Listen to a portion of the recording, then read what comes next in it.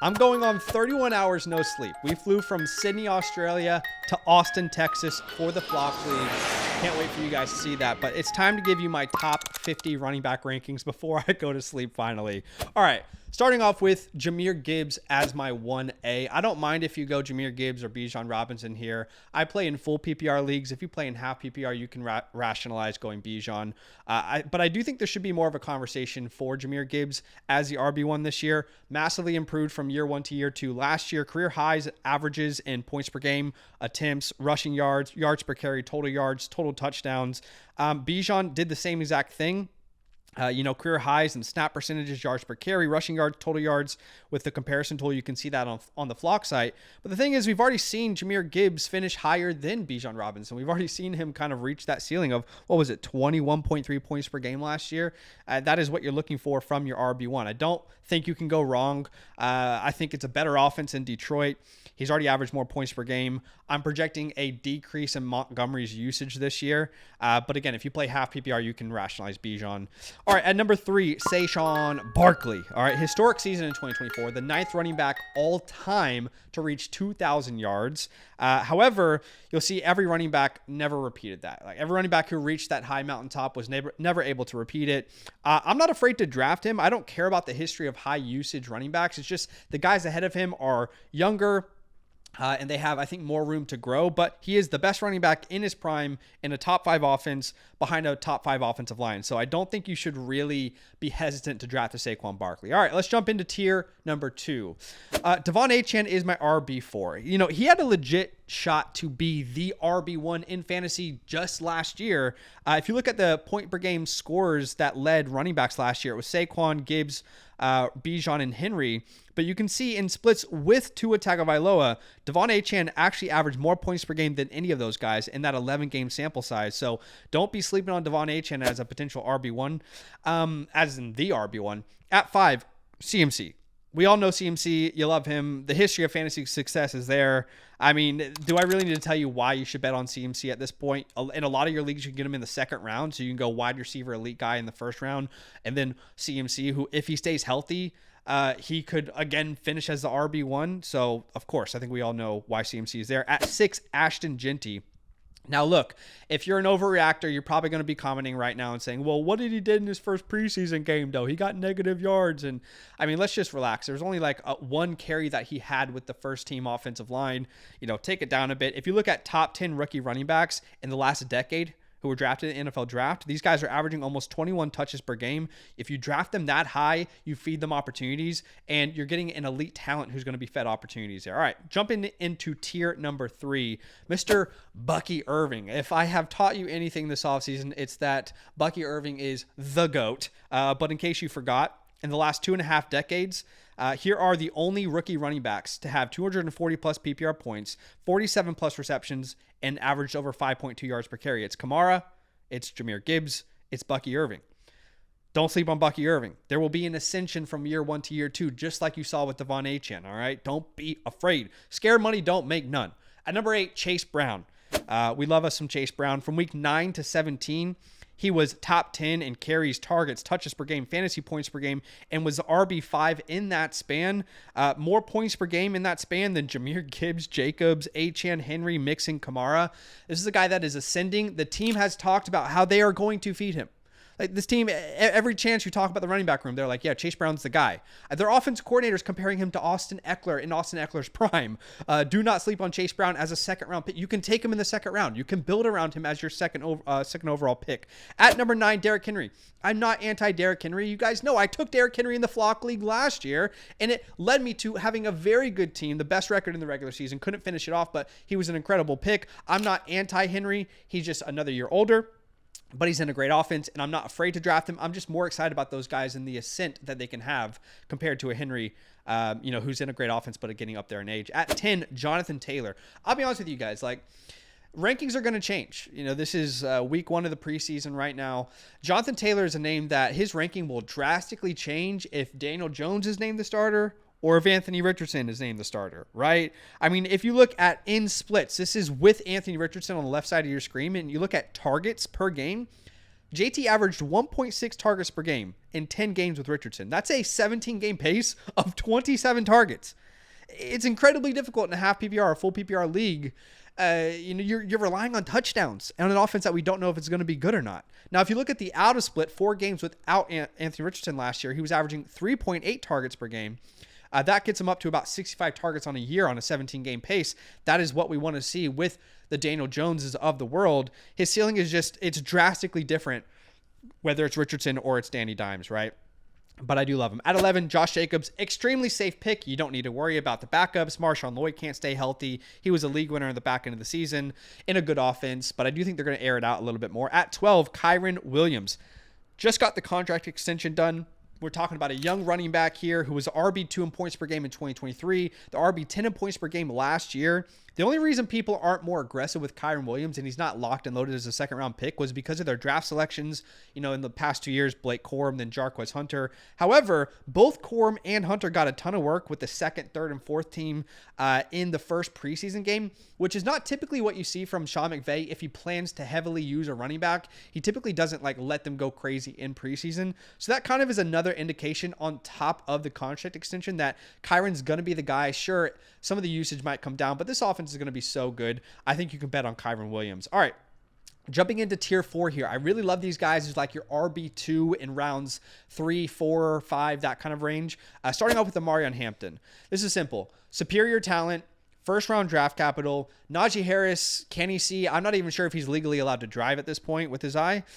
So should he be on a football field? I don't know. But Amarion Hampton is a better talent. Anyway, first round pick. I'm expecting a Josh Jacobs, Las Vegas Raiders rookie season out of an Amarion Hampton this year. And yes, losing their tackle, Rashawn Slater's a big deal, but Joe Alt's going to fit in nicely there, and they have plenty of time to plan for that. At 14, Ken Walker. The drum beat for Ken Walker in this Clint Kubiak zone run scheme is loud, and it is not stopping. And they're even talking about how they can use him in the air attack, which is what we saw last year from him. This is what Kubiak, his new offensive coordinator, said. He said, we'll do whatever we can to get him touches. Throwing him routes out of the backfield, throwing him screens, just talking about how he is their guy. He is their big play guy, and their offensive line is going to be better suited to him. At 15, James Cook, currently in a contract holdout, hold in, and then he practiced yesterday. I think this team is going to get it done. Yes, he had 18 touchdowns last year. Yes, that can regress. Okay, who cares? Last year, you guys were drafting him 29th overall in ADP. He's 44th overall in ADP now. You're already getting him at a reasonable price. I don't know why people are anti-James Cook. If there's videos out there that are avoid James Cook, for what reason? I don't get it.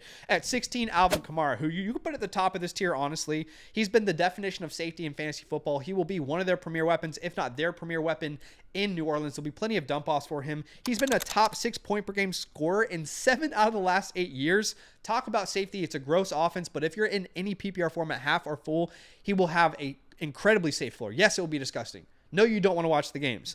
But by halftime, you'll have 11 points, 4 targets, and by the end of the game, you'll be right there around 17 to 20, whether he scores a touchdown or not. By the way, these tiers, you need to look at them as bucketed values. So, for example, Kamara, I think you can put him at the top of this tier if you wanted to. These guys are all valued very similarly, and we're talking about tier-based drafting. We want to be drafting, the guys at the back end of this tier, so we finish off the tier rather than starting it. That's how you get the best value, the most complete teams. All right, let's jump into tier 5. Travion Henderson.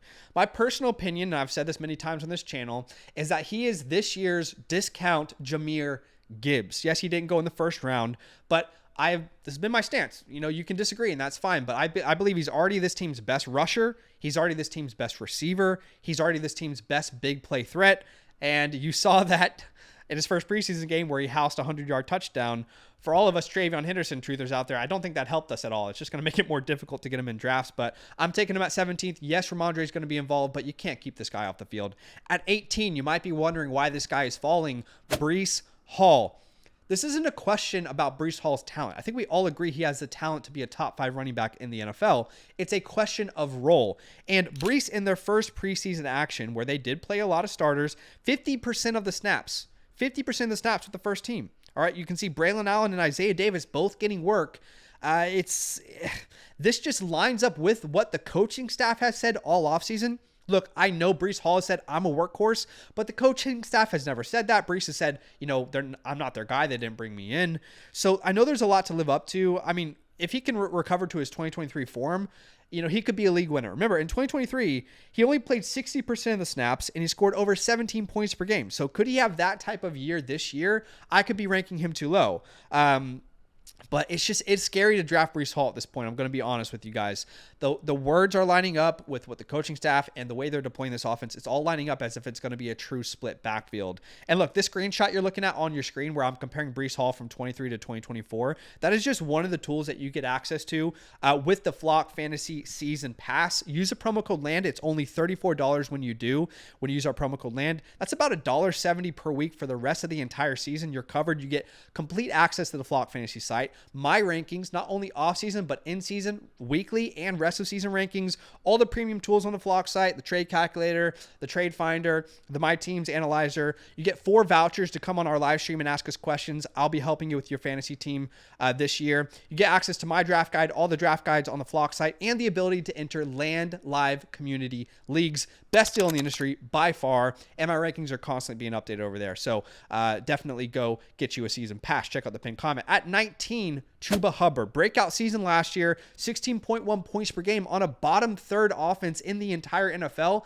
That offense looks better. T-Mac is going to improve this offense. Bryce Young another year. What could Chuba Hubbard do if this offense is even middle of the pack? I think he's being slept on. At 20, a rookie, RJ Harvey. So yes, the Broncos did have RJ Harvey as their 5th running back on the depth chart. Everyone who has known Sean Payton or has been around the block a couple times in fantasy knew that meant nothing. In their first preseason game with Bo Nix starting, RJ Harvey was the starter for them. And this was a hand-picked running back by Sean McVay. That is rare. You rarely see a running back that's drafted before day 3 for Sean Payton. It's only happened 3 other times in his career. Reggie Bush, Mark Ingram, and Alvin Kamara. All 3 of those guys combined for 8 Pro Bowls, 5 All-Pro selections. This is a potential Bucky Irving of 2025. At 21, another rookie, Caleb Johnson. Steelers have been top of the NFL in rushing attempts per game in the last 3 years. Now there's a big hole there because Najee Harris is gone. The most obvious guy to fill that hole is Caleb Johnson. He's looking good in preseason. At 22, James Conner was incredibly good last year, by the way. Last year, out of 46 running backs with 100 attempts, he ranked 6th in PFF grade, top 13 in yards per carry, yards to contact per attempt, 5th in missed tackles force, 4th in rushes over 10 yards, and 6th in yards per route run. I'm a Trey Benson stan, but the Cardinals would be silly not to give him the work if he continues that kind of work. So let's get into tier 6. DeAndre Swift. I keep getting asked the question, well, Zach, are you concerned Swift could lose his job?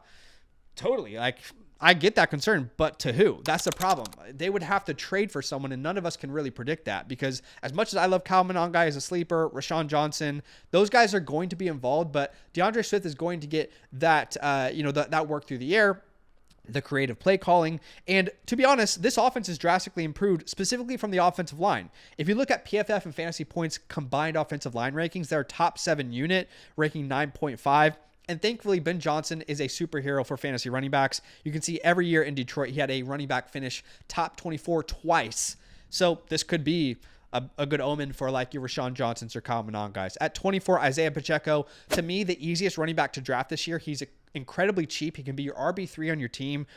This week, with the first team, he had all of the reps. They only played 3 snaps with the first team, but he got all the reps with Patrick Mahomes. He should have a bounce back year after the injury. At 25, Joe Mixon. This is super interesting. A lot of you guys probably want to know what I think about Joe Mixon here.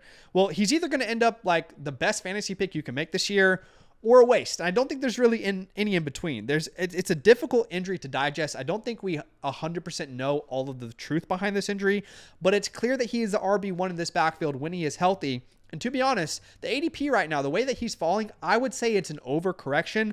His risk level is lowering as his ADP is lowering. I mean, I grabbed him in the 10th round as my RB4 in my latest best ball draft. That's over on FastDraft, by the way, in the Rabbit 1 quarterback 15 round PPR start 8 format. It's a $10 entry, $50,000 prize pool. And these best ball tournaments are not meant to replace your home league. It's just like you're putting yourself in a pressure situation. What do you do when there's real money on the line, and prizes up for grabs? It kind of helps you prep for that mindset of a real draft. There's no commitment in season. You draft and let it fly. So if you want to play FastDraft, we're drafting all the time. You can join my group chat, download the app, use the promo code LAND. We'll match your deposit up to $50, and you get my cheat sheet and my rookie report, which is updated. I send out a new email out every week, and you'll get that for the 2025 season.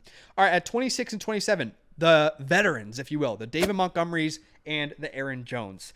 Two guys that I am worried are going to lose more and more opportunities this year, but are on good offenses. And that's as simple as I can put it. They're relatively safe picks, but I do get worried that the guy ahead of them, or the young guy who's coming up, like Jordan Mason, Jahmyr Gibbs, I think those guys might get more and more opportunities on the goal line, and that's where David Montgomery really thrived, and we didn't see Aaron Jones really have any competition on the goal line. All right, into tier number 7, Brian Robinson, cheap RB1 on a good offense. At 29, Quinshon Judkins. If you know what's happening with his legal case, then go put all the money in your bank account on black. All right. And because you clearly know the future, and I don't. I'm going to be honest, I have no idea what's happening with him. But if you can handcuff him with Jerome Ford, I don't mind it. At 30, Jordan Mason. I'm a big Jordan Mason guy. If you look at weeks 1 to 7 last year, out of 40 running backs, he was top 10 in yards per attempt, rushing yards per game, yards after contact per attempt, missed tackles forced, breakaway percentage, and rushes of 15 plus yards. According to Next Gen Stats, he had a higher missed tackle force rate than Bucky Irving, Bijan Robinson, and Ken Walker. This dude was unstoppable in a good offense, and I think that's what he is looking like here in Minnesota. At 31, Tony Pollard. I don't really have a pulse on this Titans backfield, to be honest with you, but Tajay Spears did just go down with an injury last night. By the time you're watching this, you'll probably know more about the severity of that injury, but I think that gives Tony Pollard a little bit of an edge. At 32, Tyrone Tracy. I think Tracy's job would have been in more jeopardy if Cam Scadaboo hadn't gotten injured, and I'm still worried long-term that you're betting on a bad offense and a guy that could potentially lose work through the air and on the goal line to Cam Scadaboo, so I'm a little bit lower on him than the average person. At 33, Travis Etienne. After a lot of talk this offseason about, hey, maybe Bigsby's the guy, he's going to get first and second down work. Well, first game with the starters, we saw Trevor Lawrence playing, and 12 snaps the first team played. Travis took every single one of those snaps. Now, here's what I'll say. That's not uncommon for the Jags franchise. We've actually seen that a lot in their past preseasons, but it's a completely different staff with Liam Cohen. So that's something that we need to digest together. They have had one running back take a drive, the next running back take the next drive. So maybe next preseason game, it'll be Tank Bigsby. But if this trend continues, we need to be higher on Travis Etienne, even as a Tank Bigsby guy. At 34, Scadaboo, which we talked about. I think his role can grow. I'm a big fan of his. At 35, Tank Bigsby. Look, the reality is Liam Cohen, he rewards efficiency, play extending, and explosiveness. Tank Bigsby was far better in all of those areas last year on the Jaguars. I still think that Etienne can be the guy, and then Bigsby can take his role at some point throughout the year. It can be a true 50-50 split. So it's just a really messy backfield. All right, into tier number 8. We're going to go through these a little bit quicker here to end. Zach Charbonnet. Zach Charbonnet is going to be a top 10 running back in everyone's rankings should Ken Walker go down with a serious injury. When you draft Zach Charbonnet, you are holding a serious lottery ticket on your fantasy roster. Because if Ken Walker goes down, and let's be real, we see that every year, but if it's a serious injury, then you've got a league winner right there. Last year, in games without Ken Walker, averaged 19.2 points per game. He is that dude when Ken Walker's off the field. At 37, Trey Benson, another handcuff that I think could be a league winner. Saw incredible promise from him from about week 3 onwards. Out of 70 running backs with 40 rushing attempts in that span from week 3 onwards last season, he was top 5 in yards per attempt, top 6 in yards after contact per attempt, top 7 in elusive rating. The guy was incredibly efficient, just didn't have much opportunities. All right, a lot of veterans here and a lot of young guys that haven't really proven. A lot of messy backfields here. J.K. Dobbins is undervalued, but I do think Harvey takes over that role. So, you can take J.K. Dobbins in your draft if you're going 0 RB. Start him for a couple weeks, but don't expect him to be the guy at the end of the year. Bashul Tutin is one of those guys who could be the opposite. Like, if Bigsby and Etienne are just average players, I could easily see Tutin getting his opportunity in that backfield. Stevenson could be the Montgomery to Henderson's Gibbs. It's possible. But I'm just not a big guy. I'll be honest with you. I'm just not a big Ramondre Stevenson guy. I don't see the upside of drafting Ramondre Stevenson versus some of these other names. Jaden Blue, Javonte Williams. I think Blue had a real chance to really take over this job, but then he got injured. but we're also hearing Miles Sanders is involved. It sounds like a true running back by committee in Dallas. There will be value. I don't think anyone can tell you where it will be. We've got some running backs from the Browns here in Dylan Sampson and Jerome Ford. I think Ford will be the starter, but if Sampson had an opportunity, I think he could beat out Ford. I think he's a better prospect. And at 45, Braylon Allen, who honestly should be higher. But again, look at my tiers as bucketed values. You can put Braylon Allen as high as RB36 with Zach Charbonnet there. I don't have a problem with that. His role could really grow. Last tier here, we're going to go through it quickly. Rashad White did just get injured. That's unfortunate, but he's a good handcuff. Tajay Spears, there was some thought that maybe his role would grow, but with the injury, we'll have to monitor that. Jalen Wright, Isaac Correndo, Ray Davis, all incredible handcuffs in pretty decent offenses. Ray Davis, by the way, clearly the next guy after James Cook. He took 6 out of 8 snaps with the second team this last week with the Buffalo Bills in their first preseason game.